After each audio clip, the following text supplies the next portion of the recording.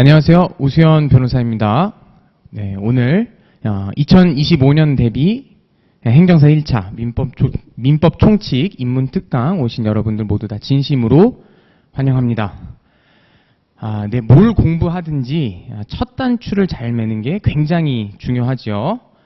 그 누구보다 오래도록 헤매고 또 치열하게 고민해 본 사람으로서 민법 공부 첫 단추 잘 매는 거 그 중요성 잘 알고 있습니다. 오늘 입문 특강 제가 아주 정성껏 준비했으니까요. 3시간 동안 저랑 호흡 조절하면서 마지막까지 잘 완주하실 수 있었으면 좋겠습니다. 네, 오늘 일단 그 강의안 나눠드린 강의안 살펴보시면 목차부터 간단히 살펴보겠습니다. 오늘 제가 준비한 건 크게 3파트인데요. 일단 첫 번째로 행정사 1차 민법이 어떤 시험인지 빠르게 개괄을 하고 오늘의 가장 메인 하이라이트죠. 우리가 앞으로 행정사 1차 민법을 공부하기 위해서 반드시 알아야 되는 기초적인 민법 지식 제가 5가지 테마를 가지고 왔는데 하나씩 살펴보겠습니다. 그리고 마지막 남은 시간에는 민법 총칙 조문을 일독하는 시간을 갖도록 하겠습니다. 원래 공부라고 하는 게 전체 그림이 어떤지를 한번 보고 나면 디테일을 파악할 때 훨씬 도움이 많이 되잖아요. 그런 걸 해보자는 취지입니다. 그런데 이 모든 내용을 3시간 안에 그러니까 민법 총칙이 제1조부터 184조까지 있는데 아마 모두 다 하기는 어려울 것 같고 의사표시 정도까지를 목표로 달려보고 남은 거는 제가 따로 또 조문 특강을 올릴 테니까 참조하시면 되겠습니다. 네. 간단히 제 소개를 드리겠습니다. 저는 성균관대학교 법학전문대학원을 졸업해서 제8회 변호사 시험 합격하고 현재는 합격의 법학원 민법 전임 강사로 있습니다. 한편 베스트셀러 인문교양서 대한민국에서 가장 쉽게 쓴 민법책을 출판해 봤는데요. 제가 이거 말씀드린 이유는 여러분도 아시겠지만 행정사 시험은 그 시험 범위 특성상 민법의 전체 그림을 보기가 굉장히 어려워요. 왜냐하면 1차는 민법 총칙, 2차에는 계약법만 시험 범위에 있으니까요. 그런데 아까 말씀드렸다시피 전체 그림을 보면은 공부하는 게 조금 더 수월하니까 전체 그림을 한번 보고 싶다 하시는 분들은 참고하시면 분명히 도움이 될 거라고 자신합니다. 네, 그러면 바로 갈 길이 머니까 첫 번째 파트부터 진행하겠습니다. 행정사 1차 민법 이런 시험입니다. 네, 행정사 1차 시험 제가 개괄을 빨리 해볼게요. 행정사 1차 시험에는 여기 나와 있는데 3가지 과목을 봅니다. 네. 네, 민법 총칙인데 이제 민법이라면 적겠습니다. 그리고 행정법, 행정학 개론 이렇게 3과목을 보고 다 객관식입니다. 25문제씩 총 75문제를 75분 안에 풀어야 되는 시험이에요. 다 배점은 다 100점씩입니다. 100점씩, 100점씩, 100점씩. 그러면은 여러분 이게 단순 계산을 해봐도 75문제를 75분 안에 풀어야 되니까 1분에 1문제. 근데 OMR 체킹하거나 시험장에서 당황하는 것들 시간 고려해봤을 때 거의 한 문제에 45초 내외로 풀어야 한다는 사실을 알 수 있죠. 여기서 굉장히 중요한 사실을 저희가 짚고 넘어가야 되는데 행정사 시험은 속도, 굉장히 빨리 진행되는 시험이고 그래서 숙달 여부가 굉장히 중요하다. 그냥 대충 저거 무슨 내용인지 이해했어 정도로는 합격하기가 어렵고 숙달이 될 때까지 계속 반복 학습을 하셔야 된다. 2차에서 특히 중요합니다. 자, 그러면 이 시험은 어떻게 합격하냐? 시험 합격하는 건요. 이 각 과목을 일단 꽈락 점수인 40점은 다 넘어야 돼요. 꽈락 점수인 40점은 다 넘고 평균 점수가 3과목의 평균 점수가 60점이 넘어야 됩니다. 그러니까 뭐 어떤 거 하나가 60점보다 한 50점 나와도 다른 거 뭐 7, 80 맞으면 평균으로 60 이상이니까 합격할 수 있다는 거죠. 꽈락 나오면 안 됩니다. 대신에 60점을 맞아야 된다는 것은 계산을 해보면 25문제에 100점이니까 한 문제에 4점이거든요. 그러니까 쉽게 설명하면 한 15문제 정도씩 15문제 정도씩 맞으면 되는데 원래 공부라는 게 딱 15개 맞아야지 이러면은 제가 원하는 목표를 달성할 수 없잖아요. 그래서 제가 지금 여기서 딱 여러분 목표를 설정해 드리겠습니다. 25문제를 20분 안에 풀어서 그 중에서 20문제 맞추기. 수험 공부는 목표를 설정하는 것, 그리고 목표 지향적으로 전략적으로 공부하는 게 굉장히 중요합니다. 그래서 앞으로 1차 공부할 때는 그래 25문제 중에서 20문제 맞추는 걸, 그러니까 80점을 목표로 하고 그걸 언제 안에?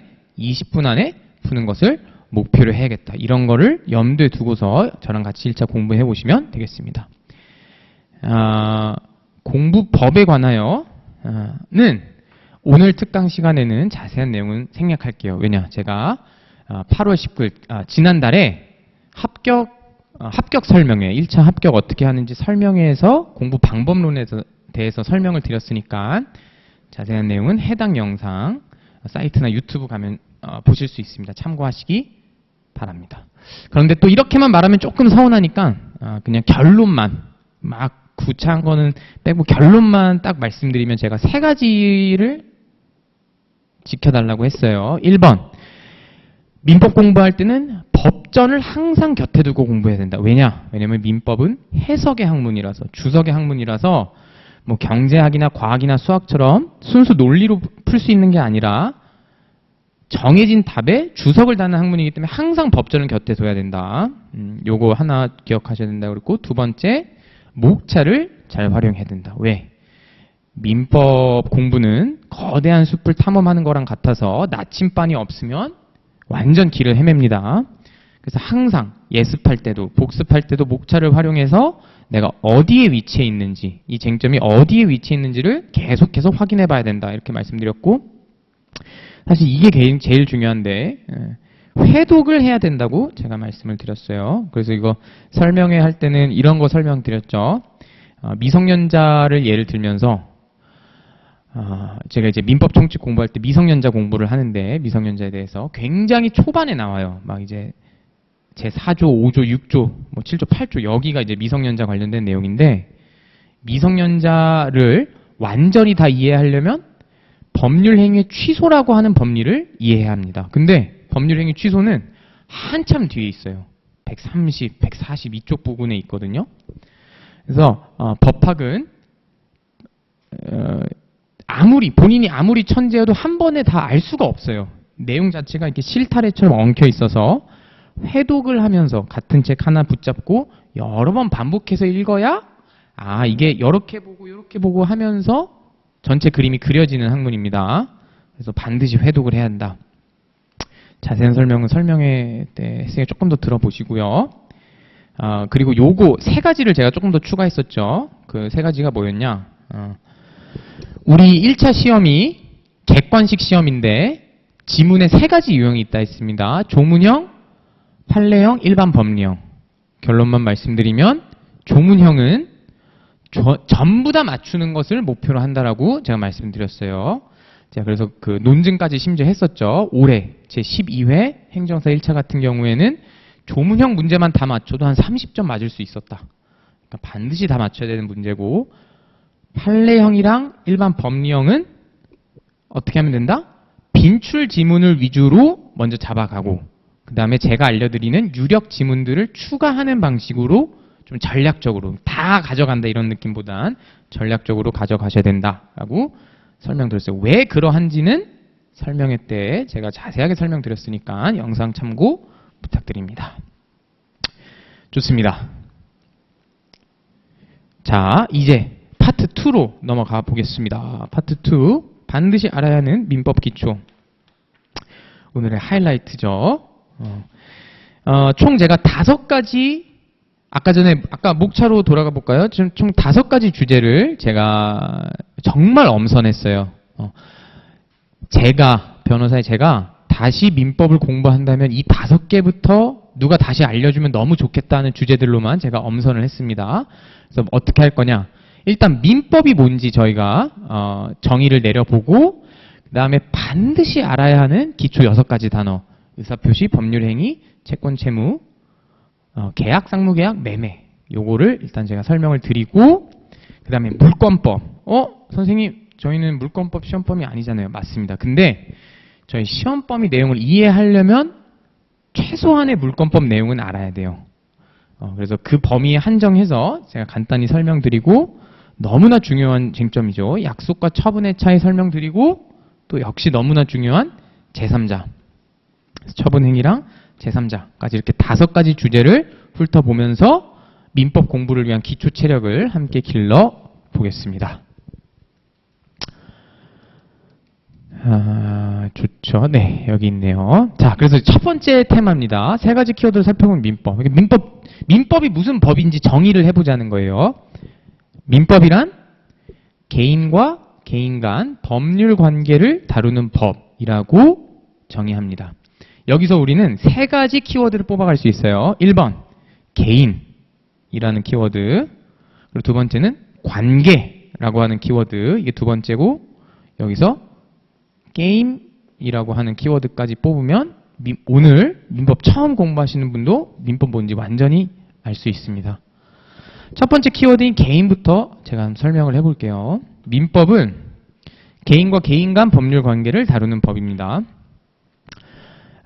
이런 개인적인 법률 관계를 다루는 법을 조금 더 넓게 총칭할 때는 사법이라고도 불러요. 사법이 아니고 사법입니다. 사사로울 사자를 쓰는 근데 사법, 한자허 뜻풀이에서도 알 수 있듯이 개인적인 법률 관계를 다루는 법이에요. 사법에 반대되는 개념에는 공법이 있습니다. 이거 한자허 뜻풀이 보면은 public, 공적인 관계에 대한 법률, 공적인 법률 관계를 다루는 법이란 걸 알 수 있죠. 정확한 정의는 그래서 공법은 국가나 공권, 그러니까 공권력과 개인 간의 법률 관계를 다루는 법을 공법이라고 하고, 사법을 개인과 개인 간 법률 관계를 다루는 사법이라고 합니다. 민법이 사법의 대표적인 예고, 민법 외에 상인들 간의 법률 관계인 상법도 사법에 해당합니다. 이 두 개를 비교해보면 민법이 뭔지 조금 더 감이 오시는데요. 공법에는 대표적인 예가 뭐가 있죠? 여러분이 또 1차 때 공부하셔야 되는 행정법, 이 공법의 대표적인 예고, 형법, 벌금 물고 징역 사는 형법이 또 공법의 대표적인 예입니다. 예를 하나 볼까요? 이거 이제 제가 예전에 대한민국에서 가장 쉽게 쓴 민법책 쓰면서 썼던 그림인데요. 예를 들어 E라고 했네요. E가 2024년 1월 1일 혈중 알코올 농도 0.1%의 만취 상태에서 본인 자동차를 끌고서 1km를 운전했다고 해봅시다. 음주운전을 한 것이죠. 적발이 되면 어떻게 이제 처벌을 받죠? 첫 번째로는 형사처벌을 받죠. 특가법상 처벌을 받아서 거기 써 있는 대로 벌금 또는 징역형 처분을 받습니다. 그리고 두 번째로 형사처벌을 받고, 두 번째로는 도로법상, 교통법상 여기서는 이제 제가 정지를 했는데 0.1%는 면허 취소죠. 이건 이제 다른 그림이었기 때문에 면허 취소 처분을 받습니다. 핵심은 뭐가 중요하다? 지금 보시다시피 음주운전을 했을 때 E라고 하는 사람이 받는 처분은 개인이 개인에게 내리는 처분이 아니라 국가 공권력이 개인에게 내리는 일방적이고도 수직적인 처분이다라는 거예요. 형법과 공법이. 그럼 반대로 사법은 어떻죠? 사법은 그 반대 그대로 읽어내시면 되겠죠.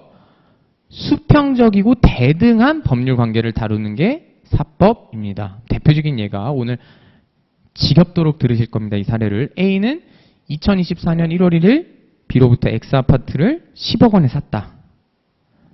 물론 현실 세계에서는 어떤 시장 상황이라든지 아파트의 어떤 그런 시장 상황에 따라서 경제적 갑을 관계가 있을 수는 있지만, 법률적 관점에서는 둘이 수평적이고 대등한 관계에서 법률 관계를 맺는 거잖아요. 그래서 그런 사례, 방금 제가 말씀드린 건 매매 사례가 사법에 민법의 대표적인 사례라고 볼 수 있겠습니다. 왜 사법, 민법은 수평적이고 대등한 관계가 나타난다? 왜냐하면 개인 간 법률 관계를 다루기 때문에. 넘어가겠습니다. 자, 요거는 이제 두 번째 키워드랑 관련된 건데요. 민법의 두 번째, 민법을 관통하는 두 번째 키워드는 바로 관계입니다. 민법은 관계의 학문이에요. 민법은 관계 학문인데, 그래서 관계도를 그릴 줄 알면은 공부하는 게 굉장히 쉽습니다.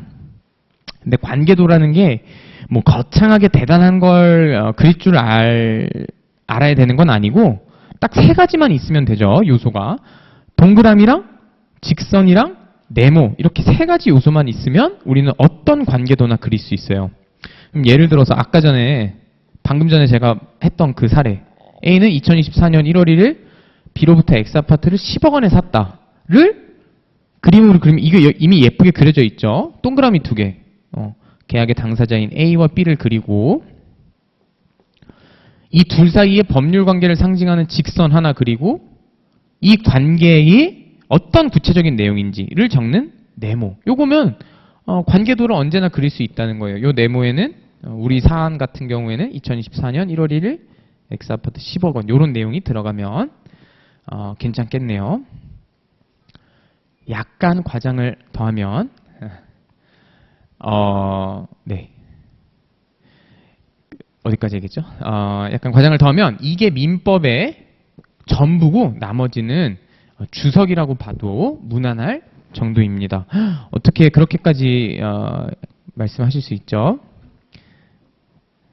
그렇게 말할 수 있는 이유는 예를 들어서 변호사 시험을 앞둔 로3 학생들도 대단한 기술이 있는 게 아니에요. 기록이 있으면은 그 기록 들고서 이렇게 다 그려가면서 해요. 뭐 갑, 을, 여기 네모해서 어떤 관계, 그럼 병한테는 어떻게 넘겼고. 그래서 이게 결코 하찮은 기술이 아니라는 거죠. 실무에서조차도 사실관계가 복잡할 때는 다 관계도를 그리면서 문제를 풀어나갑니다. 그러니까 네, 민법의 두 번째 키워드인 지금 관계에 대해서 하고 있습니다. 그 부분 이런 식으로 정리를 하시면 되겠습니다. 민법의 세 번째 키워드로 넘어가겠습니다. 네. 네, 민법의 세 번째 키워드는 게임인데요. 민법, 네, 민사소송은 한편의 테니스 게임과 같아요. 테니스 게임 어떻죠? 코트 양옆에 선수 2명 있고 그 선수를 점수를 확인하는 심판이 있죠. 똑같습니다.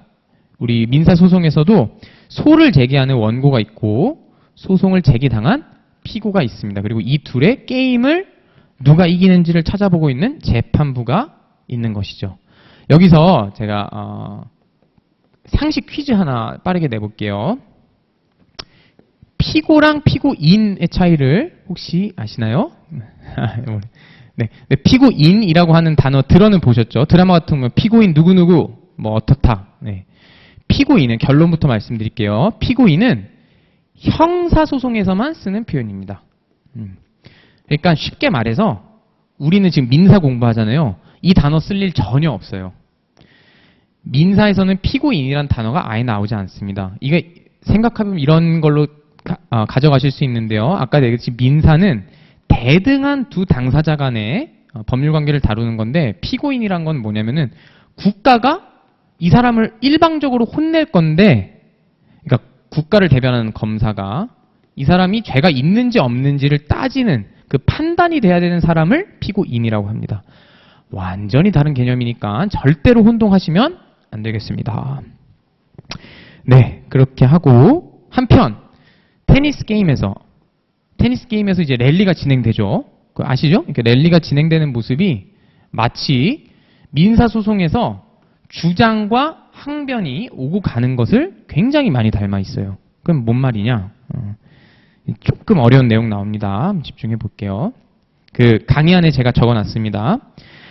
항변이란 교과서에서 뭐라 적냐면 청구 원인 주요 사실의 존재 자체는 인정하면서 이와 양립 가능한 별개 방어 방법을 주장하는 것이라고 해요. 이렇게 말하면 뭔 말인지 하나도 알 수가 없죠. 예를 바로 들어볼게요. A는 2024년 1월 1일 B로부터 X아파트를 10억 원에 샀습니다. A가 B로부터. 그래서 A가 소를 제기해요. B, 우리 약속했잖아. 나 너한테 X아파트 샀어. 이 약속에 근거해서 X아파트 소유권 나한테 넘겨줘. 라고 A가 B한테 주장했습니다. 근데 B가 이렇게 주장을 하는 거예요. 그래, 우리가 2024년 1월 1일에 계약을 맺은 건 맞아. 계약을 맺긴 했는데 너 나한테 돈 아직 다 안 줬잖아. 나한테 10억 줘야 되는데 아직 돈을 다 안 줬고 돈을 다 주기 전에는 소유권 이전 등기 해줄 수 없어. 라고 주장하는 게 항변이에요. 왜죠?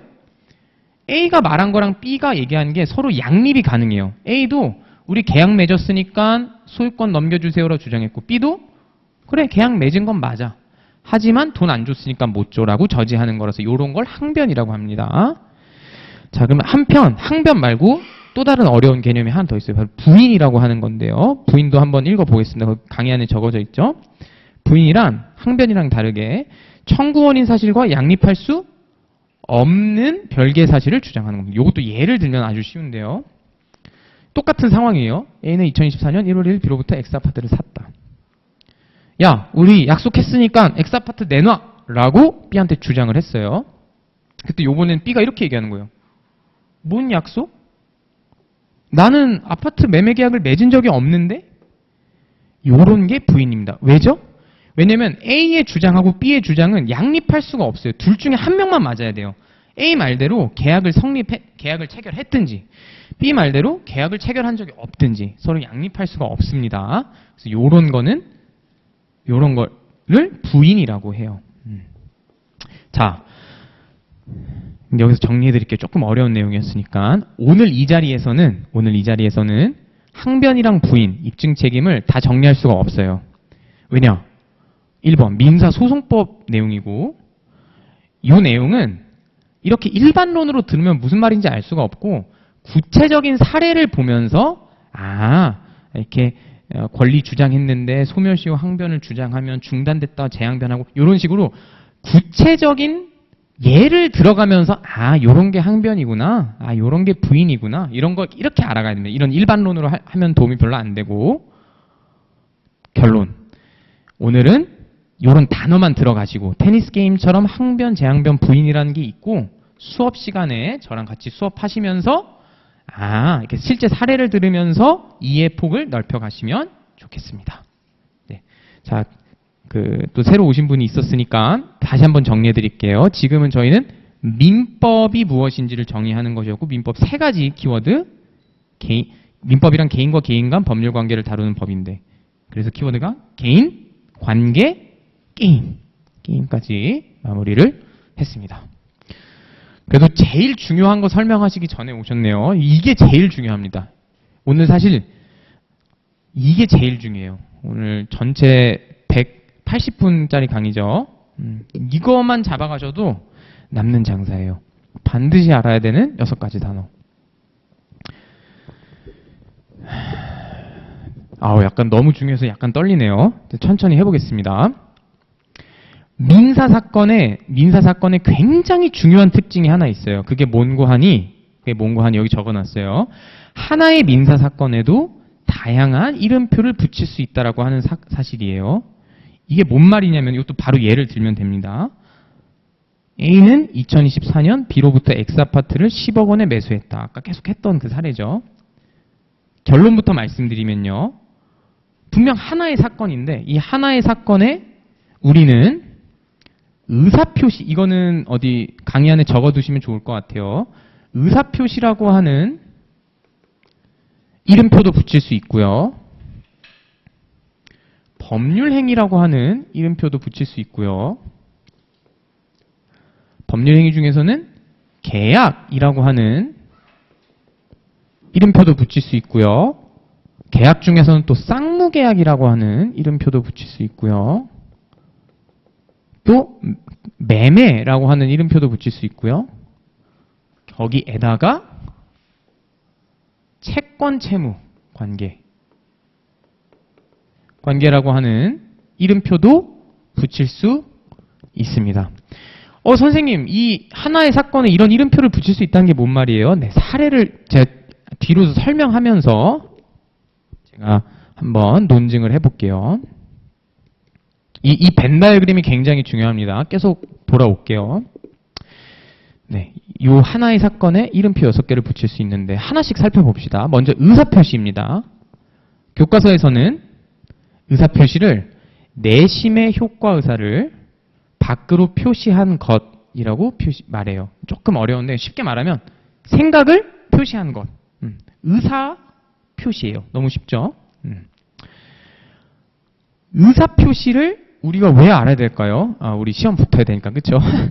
그렇기도 한데 조금 더 실무적인 입장에서는 우리가 의사 표시를 알아야 되는 이유는 다음과 같습니다. 왜냐하면 거기 강의 안에도 적어져 있는데 의사 표시에 문제가 있으면 흠이 있는 의사 표시가 발생하면 우리가 법적인 조치를 취할 수 있기 때문에 의사 표시를 배워야 되는 거예요. 바로 예를 들어보겠습니다. A가 B로부터 X 아파트를 2024년 1월 1일 X 아파트를 10억 원에 샀어요. 그런데 다음과 같은 사정이 있었던 거예요. A가 동네에서 유명한 조폭이었어요. 유명한 조폭이어서 B한테 지금 웃고 있는데 사실은 악마였어요. 조폭이어가지고 강압을 한 거예요. 강압을 해가지고 B가 쫄아가지고 어쩔 수 없이 알겠습니다. X아파트를 팔게요라고 의사를 표시했어요. 알겠습니다. 제가 팔게요라고. 자, 문제가 있죠. 110조, 혹시 핸드폰 갖고 계시면은 조문 한번 같이 켜주시겠어요? 네, 오늘 조문 굉장히 많이 읽을 겁니다. 지금 영상 보시는 분들도 조문 켜주시고, 저는 이제 읽으면서 가겠습니다. 조문 찾으면 읽어보세요, 혼자서. 110조 제1항에 사기나 강박에 의한 의사표시는 취소할 수 있다라고 조문에 적혀져 있어요. 그래서 이 악마가 강압을 해서 B가 어쩔 수 없이 강박에 의해서 의사표시한 거는 B는 의사표시를 취소할 수 있는 거예요. 요런 조문이 있기 때문에 의사표시를 공부하는 거예요. 왜? 다시 한번. 의사표시에 문제가 있으면 그걸 법적으로 다툴 수 있기 때문에 의사표시를 공부한다는 겁니다. 조문 보면서 같이 따라와 보세요. 110조는 하나의 예고요. 흠이 있는 의사표시가 다른 종류들이 더 있습니다. 107조에서는 진이 아닌 의사표시에 대해, 108조에서는 통정허위의 의사표시에 대해, 109조는 착오로 인한 의사표시, 그리고 110조가 방금 읽은 사기 또는 강박에 의한 의사표시입니다. 말할 것도 없이 별 3개가 아니고 별 5개, 10개짜리 쟁점이죠. 하나하나 너무너무 중요합니다. 나중에 수업할 때 알아봅시다. 오늘 가져갈 것은 의사표시가 뭔지, 왜 의사표시를 알아야 된다? 흠 있는 의사표시를 다툴 수 있기 때문에. 자, 다음입니다. 똑같은 사건, 2024년 1월 1일 X아파트를 A가 B로부터 10억 원에 샀다라고 하는 이 사건에 법률행위라고 하는 이름표도 붙일 수 있습니다. 법률행위는요, 교과서에서 이렇게 정의합니다. 강의 안에 적어놨죠. 내심의 효과 의사를 밖으로 표시한 것으로서 법률 효과라고 하는 꽃이 핀 거예요. 내심의 효과 의사를 가져서 입 밖으로 말했어요. 그래서 법률 효과까지 발생한 행위를 법률 행위라고 합니다. 법률 행위 정의를 보시면 아시겠지만 아까 의사표시에서 적었던 정의랑 좀 겹쳐 보이죠. 그래서 교과서에서는 이걸 뭐라고 멋있게 표현하냐면요. 법률 행위는 의사표시를 불가분의 요소로 한다라고 표현을 합니다. 모든 법률 행위는 다 의사표시적 요소를 갖고 있어요. 그래서 아까 제가 그림을 그렇게 그린 거죠. 의사표시 안에 법률 행위 이렇게 넣은 걸로. 또 똑같은 질문입니다. 우리가 법률 행위를 알아야 하는 이유가 무엇일까요? 의사표시 때 그래 했듯이 법률 행위에 문제가 있으면 이를 다툴 수 있기 때문에 우리가 법률 행위를 공부해야 되는 겁니다. 103조, 104조 한번 읽어볼게요. 저는 일단 103조만 하겠습니다. 104조도 같이 읽어보세요. 수업 들으면서 선량한 풍속 기타 사회질서에 위반한 사항을 내용을 하는 무엇은? 법률 행위는 무효로 한다. 법률 행위에 문제가 있으면 무효로 만들 수가 있다는 거구나. 사례를 들면 이런 상황이에요. 이것도 그림을 그려야 이해가 쉬운데, A는 2024년 1월 1일 B로부터 X아파트를 10억 원에 샀어요. 그런데 알고 보니까 2달 전에 C가 알고 보니까 2달 전에 C가 이미 B로부터 X아파트를 9억 원에 8억을 할까요? 8억 원에 산 정황이 있다고 해볼게요. 언제? 2023년 11월 1일에 샀어요, 이미. 그리고 계약금은 계약 당일 내고 중도금까지 이미 냈어요. 그래서 C는 지금 해벌쭉하고 있습니다. 아싸, 이제 소유권 취득해야지. 그런데 이런 사람이 이제 제2 매수인이라고 합니다. 두 번째로 나타난 제2 매수인. 두 번째로 나타난 A가 이 B 뒤에 있는 X아파트가 너무 갖고 싶은 거예요. 그래서 C가 2달 전에 산 거를 알고 있으면서도 그래서 중도금까지 받아서 얘한테 넘겨줘야 되는데 B한테 계속 꼬드기는 거예요. 배임 행위 하라고. 야, C한테 팔지 말고 내가 웃돈 얹어줄게. 내가 웃돈, C 걱정하지 마. 내가 다 조용하게 만들어줄 테니까 나한테 팔아. 라고 해서 이 꼬드김에 넘어가서 A한테 넘겨주는 것을 반사회 질서적 이중매매라고 합니다. 이거는 좀 중요하니까 한번 적을게요. 자, 여기서 또 빠른 코멘트. 이중매매 자체는 조금 어려워지나. 그냥 들어만 보세요. 그냥 빨리 들어만 보세요. 이중매매라는 건 뭐냐면요. 지금 요 구조처럼 파는 사람이 한 명인데 두 명이 달라붙는 걸 그냥 이중매매라고 해요. 이중매매 자체는 그 자체는 위법하지도 무효하지도 문제가 있는 게 아니에요. 왜냐? 자본주의 시장 체제에서는 매도인은 제일 돈 많이 내겠다고 하는 사람한테 팔면 되는 거예요. 그런데 우리 판례가 반사회적인 이중매매가 있다고 결정을 딱딱 내렸습니다. 언제? 조금 어려운데 그래도 한번 들어보세요. 예습한다 생각하시고. 언제? B가 배임 행위를 한 거고, 이거 결론만 말씀드리면 왜 배임 행위다? C한테 중도금까지 받은 놈이. 두 번째 나타난 A가 안녕하세요. 적극적으로 가담한 거예요. 꼬시면서. 더 앞에 앉아주실래요? 사람도 없는데. 아니면 이렇게 하면 제가 시선 처리하기가 좋겠네요. 네, 좋습니다. 그래서 자, 요거는 몰라도 돼요. 요거는 까먹어도 돼요. 요건 까먹어도 되는데 뭐는 반드시 기억해야 된다. 두 가지. 법률 행위가 뭔지. 법률 행위란 뭐다? 내심의 효과사를 밖으로 표시한 것으로서 법률 효과라고 하는 꽃이 핀 것. exactly. 그거 하나랑 두 번째 우리가 왜 법률 행위 공부한다? 문제가 있으면 다툴 수 있기 때문에. 너무 훌륭하십니다. 요거는 나중에 이 문제가 뭔지는 나중에 배우면 돼요. 법률 행위가 뭔지 오늘 공부하시면 된 겁니다. 너무 훌륭하십니다. 어려운 내용인데 잘 따라오셨어요. 네, 산 넘어 산이죠. 요것도 너무 중요한 내용입니다. 새로 오신 분도 강의안을 네, 받아보세요. 강의안 제가 활용을 많이 하니까. 좋습니다. 빨리 오셔야 돼요. 굉장히 중요한 내용입니다. A는 2024년 1월 1일 B로부터 X아파트를 10억 원에 샀다. 우리 지금 이 똑같은 사건의 의사표시, 법률행위까지 봤어요. 이번에는 채권 채무라고 하는 이름표를 달 수 있다는 겁니다. 강의안에 적어놨어요. 채권은 정의가 뭐다? 다른 누군가에게 무언가를 시킬 수 있는 권리를 채권이라고 하고요. 반대로 채무는 다른 누군가에게 무언가를 해주어야 하는 의무를 채무라고 합니다. 이것도 정의만 읽어봐셔도 이미 느끼셨겠지만 동전의 양면과 같아요. 그러니까 결론만 말씀드려서 A가 B한테 채권이 있으면 그거는 무슨 뜻이다? B가 곧 A에게 채무가 있다는 뜻이라 같다는 뜻입니다. 요 그림, 이거 굉장히 공을 들여서 근 그림인데 이 feel을 가져가 주셨으면 좋겠어요. 저 이거 어떻게 설명하냐면요. 여러분, 채권은요. 상대에게 달라고 하는 뻗은 손 그 자체입니다라고 제가 설명을 많이 해요. 맞죠? 아까 정의가 왜? 다른 누군가에게 무언가를 시킬 수 있는 권리니까. 한 번 더 예를 들어갑니다. A는 2024년 1월 1일 B로부터 X아파트를 10억 원에 샀다. A는 왜 채권자다? 왜냐하면 이 계약에 근거하여 B에게 X아파트 내놓으세요. X아파트 내놓으세요라고 요구할 수 있기 때문에 채권자가 되는 겁니다. B는 채무자가 되는 거고요. 좋습니다. 자, 그러면은 또 똑같은 질문 한 번 더 들어가야겠죠. 우리는 왜 채권 세무를 공부해야 되죠? 왜냐? 문제가 있으면 이제는 패턴이 보이죠? 문제가 있으면 다툴 수 있기 때문이에요. 그리고 그게 너무나도 유명한 이제 핸드폰 키셔서 새로 오신 분도 390조를 한번 읽어보겠습니다. 390조에 이렇게 써 있어요.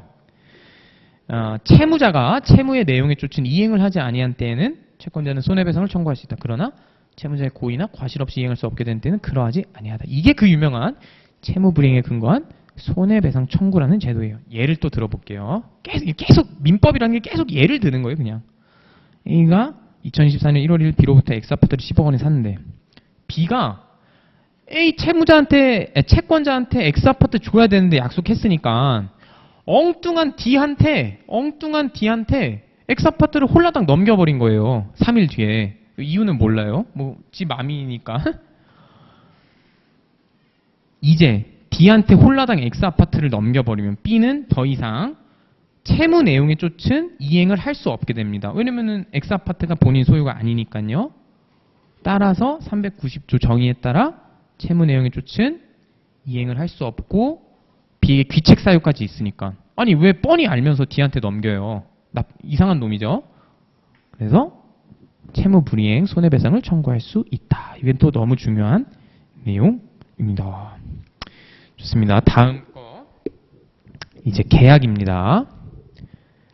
지금 어디까지 했죠? 의사표시, 법률행위, 채권채무, 이제 계약이죠. 네. 계약은 교과서에서 이렇게 정의합니다. 청약과 승낙의 의사표시가 일치한 법률행위. 제가 강의 안에 적어놨죠. 청약과 승낙의 의사표시가 일치한 법률행위라고 정의를 하는데요. 이쯤에서 새로 오신 분도 있고 하니까 벤 다이어그램 한 번 더 복습해 볼까요? 지금 벤 다이어그램이 여기까지 왔어요. 맨 위에 의사표시가 있었고 여기에 속해 있는 법률행위라는 게 있었어요. 이제 앞에 수업 들으셨던 분이 한번 설명해 주실 수 있나요? 왜 법률행위가 이렇게 들어간다고요? 왜냐면 법률행위의 정의에 의사표시가 그대로 요소로 들어가 있으니까. 너무 감사합니다. 잘 따라와 주셔서. 근데 자, 계약도 한번 정의를 볼게요. 계약은 정의가 뭐였죠? 청약과 승낙의 의사표시가 일치한 뭐다? 정체가? 법률행위예요. 그래서 계약이 여기에 쏙 들어갑니다. 너무 예쁘죠? 벤 다이어그램이. 실제 나중에 법률행위 저희 강의 배울 때 이런 걸 이제 배워요. 법률행위의 종류 이렇게 해서 요건 간단히 필기하셔도 좋을 것 같아요. 단독행위와 계약이 있다고 설명을 합니다. 그리고 교과서에서 합동행위가 있다고 얘기하는데요. 저는요. 가장 잘 쳐줘도 CF로 놔야 된다고 봐야 하는 입장이에요. 왜냐면 일단 1번 교수님들 간 견해 대립이 있고요. 제가 사랑하는 지원님 교수님은 아예 인정을 안 하시죠. 계약의 일종이라고 하고. 그리고 더 중요한 거, 그것보다 더 중요한 이유는 민법전이 이 두 개의 이분법적 사고를 해요. 이따가 민법전 일독할 때 보여드릴게요. 제가. 그래서 이건 CF로 두시는 겁니다. 법률행위는 뭐가 있다? 단독행위와 계약이 있다.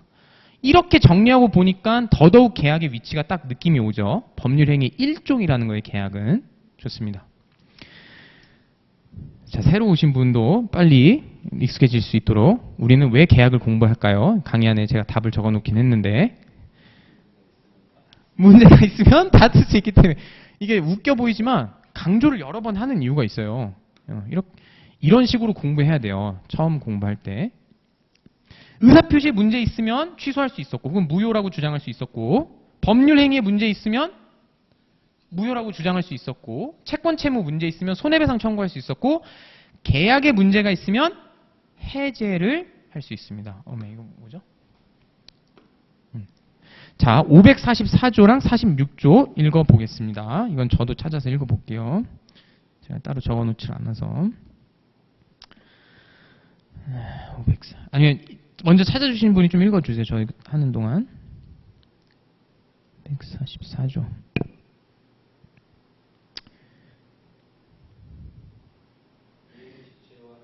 감사합니다. 읽어주십시오.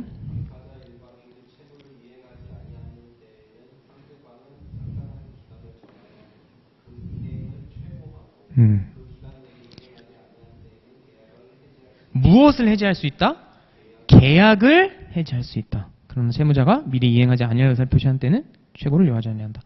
너무너무 중요한 내용이고 2차 공부할 때 굉장히 여러분의 골머리를 썩힐 내용이에요. 자세한 내용은 생략하고 그것만 가져갑시다. 오늘은 계약에 어떤 문제가 발생한 거예요. 이행지체라는 그런 문제가 발생했을 때 우리는 뭘 할 수 있다? 해제를 할 수 있다는 거예요. 이것도 또 사례 제가 들어드릴게요. 사례. A는 2024년 1월 1일 B로부터 X아파트를 10억 원에 샀습니다. 계약금 1억 원은 계약 당일에 지급을 했고요. 중도금 5억 원은 2월 1일에 5억 원을 그리고 잔금 나머지 4억 원이죠. 4억 원은 3월 1일에 내기로 했어요.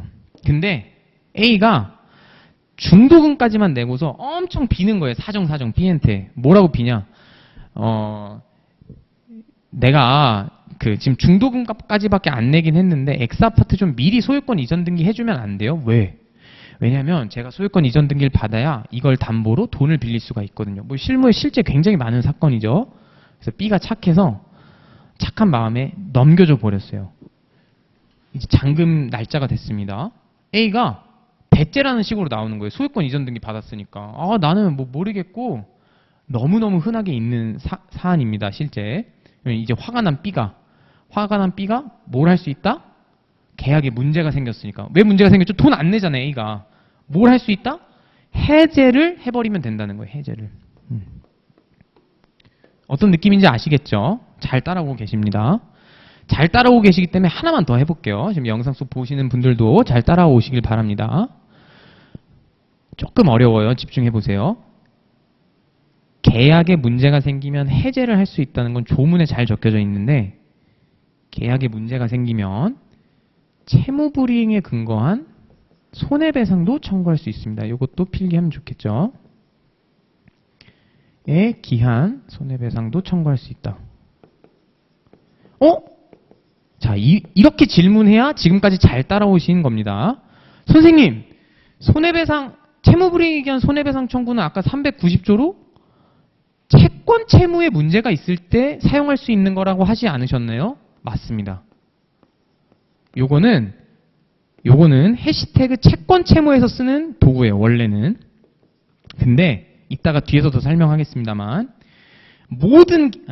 천천히. 자, 채권에는 약정 채권과 법정 채권이라는 게 있는데요. 채권에 안 적을게요. 약정 채권, 법정 채권이 있는데 모든 계약이 좀 펜이 달라졌네요. 네, 모든 계약이 약정 채권이에요. 모든 계약이 곧 약정 채권이라서 채권 채무에서 사용하는 모든 기술을 사용할 수 있고 그래서 채무불이행에 기한 손해배상 청구를 할 수 있습니다.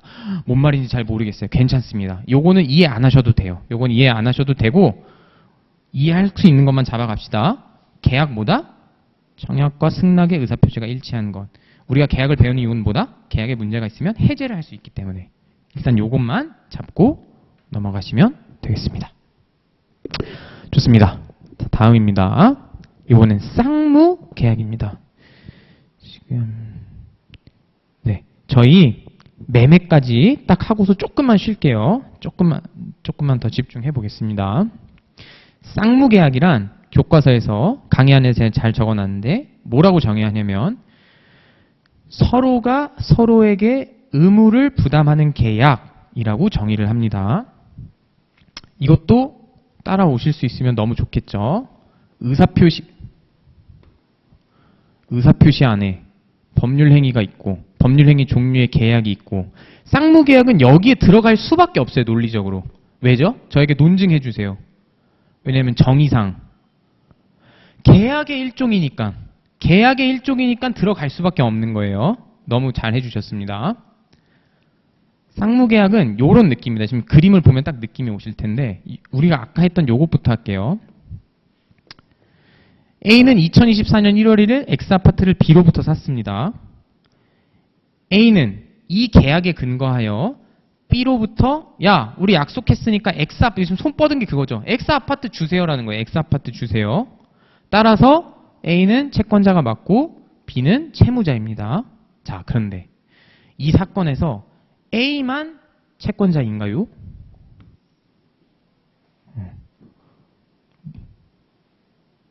B는 반대로 이 약속을 똑같이 근거해서 A한테 뭐라고 요구할 수 있죠?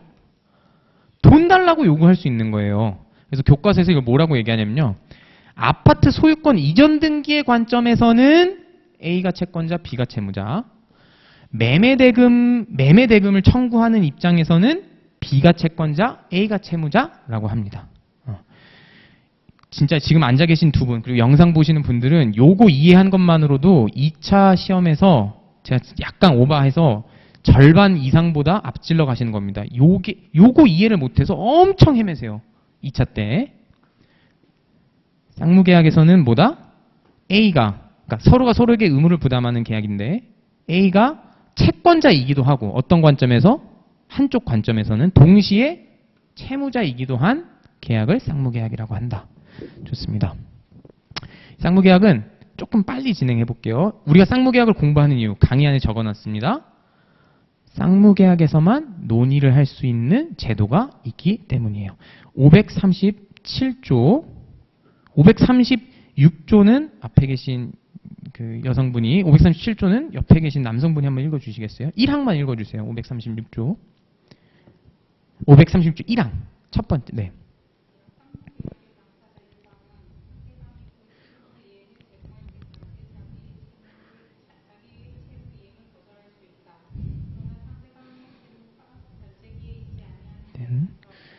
너무 감사합니다. 537조 옆에 수험생분이 읽어주십시오.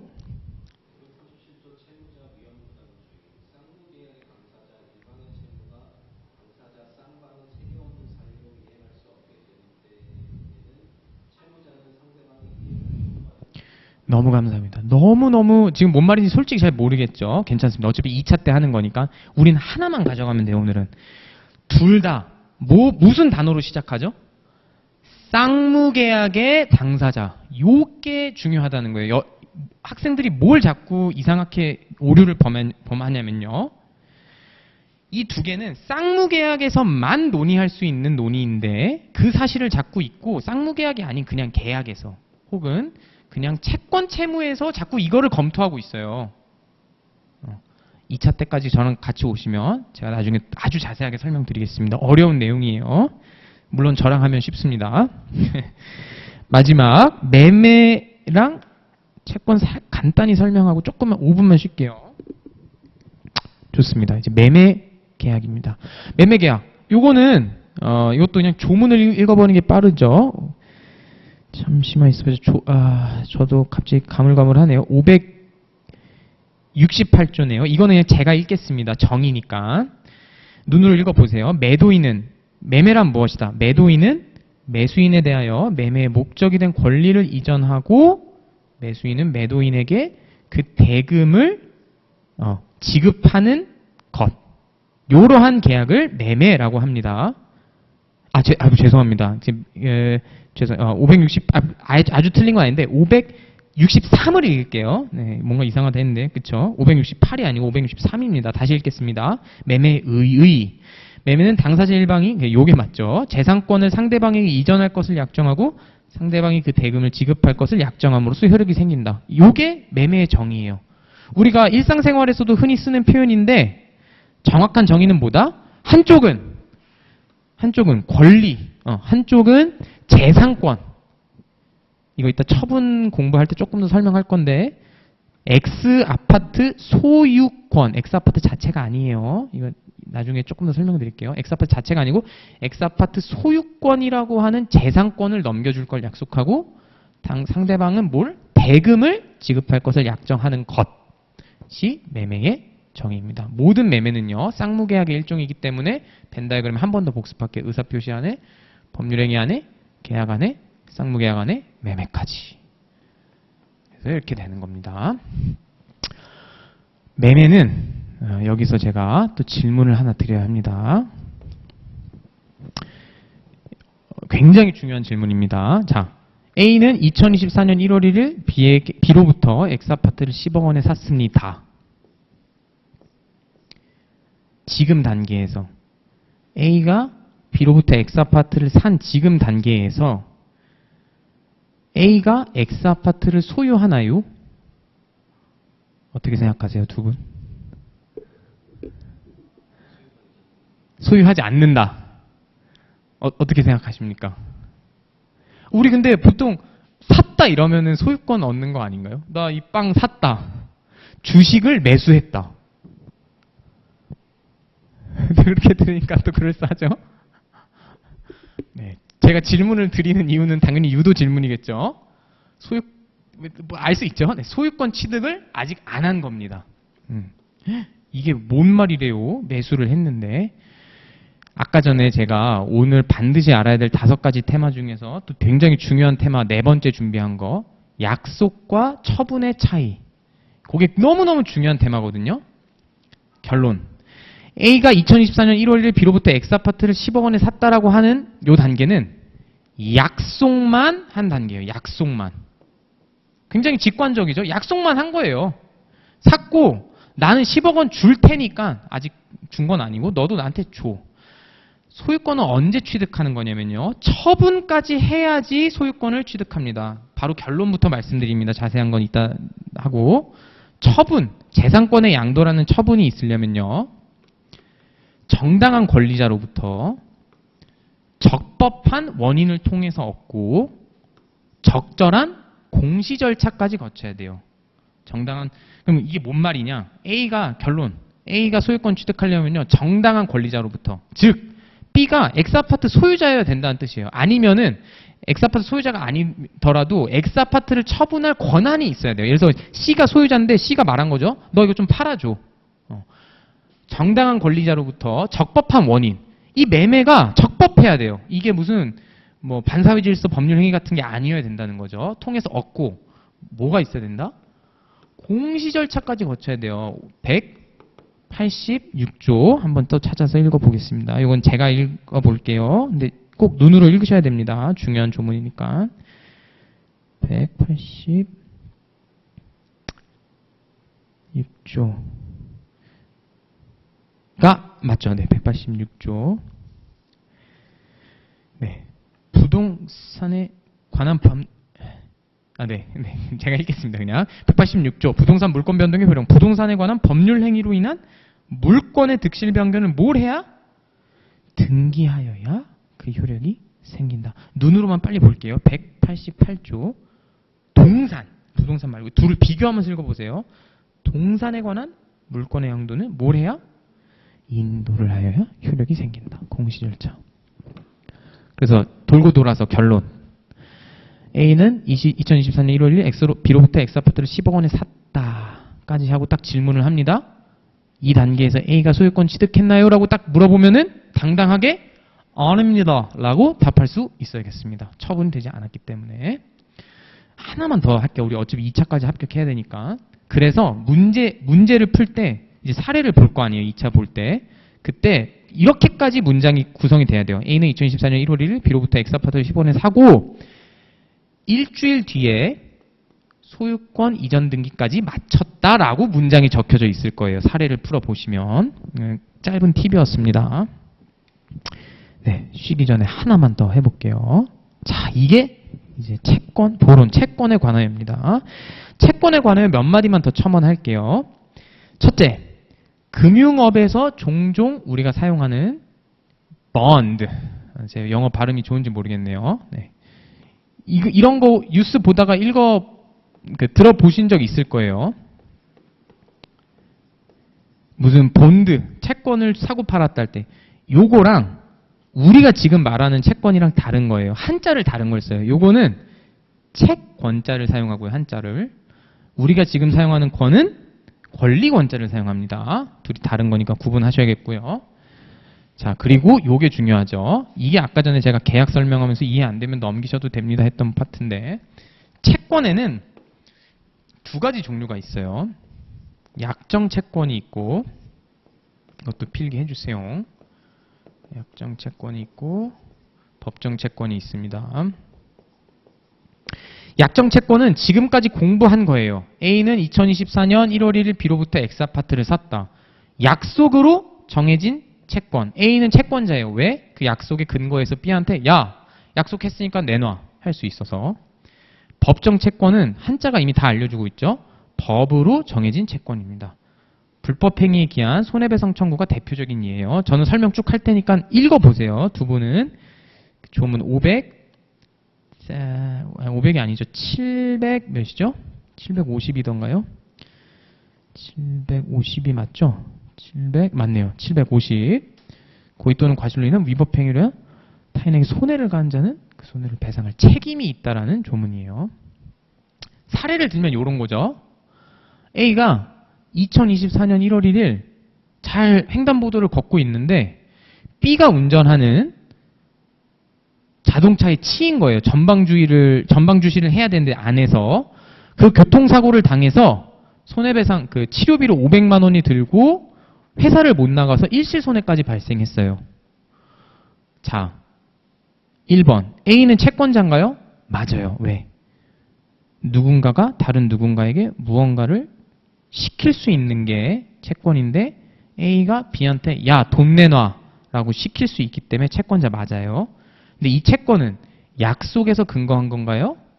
아니에요. 약속한 거 하나도 없어요. 법이 정했기 때문에 채권자가 된 거예요. 아하, 그래서 요런 거를 법정 채권이라고 한다. 두 가지만 더 가져가면 이제 완전히 그림이 완벽해집니다. 제가 아까 벤 다이어그램 그림 그릴 때 의사표시, 법률행위, 계약, 쌍무계약, 매매까지는 예쁘게 그렸어요. 그쵸? 근데 방금 오신 분은 놓치셨겠지만 혹시 보셨는지 모르겠는데 채권 채무는 제가 그림 그릴 때 이렇게 그렸어요. 그냥 따로. 왜 따로 그려야 됐을까요? 왜 따로 그려야 됐나? 여기쯤에 어디 넣으면 안 돼요? 의사표시 법률행위 하니까 한 요 정도에 계약하기 전에 요 정도에 넣으면 예쁠 것 같은데 넣을 수 없어요. 왜죠? 그냥 바로 결론 말씀. 왜냐? 방금 배운 것 때문에. 법정 채권 때문에 여기를 이 벤 다이어그램 안에 예쁘게 넣을 수가 없어요. 법정 채권 때문에. 채권 채무에서 약정 채권은 이꼬르 계약이라고 보셔도 무방해요. 약정 채권 이꼬르 곧 계약이에요. 근데 법정 채권이 워낙 독특하기 때문에 벤 다이어그램을 따로 둬야 되는 겁니다. 그래서 요거를까지 기억을 하시면 되겠습니다. 좋습니다. 시간 딱 맞췄죠? 1시간 했고, 네, 카메라 감독님 여기서 잠깐 쉬었다가 5분만 목 좀 축이고 다시 시작을 하도록 하겠습니다.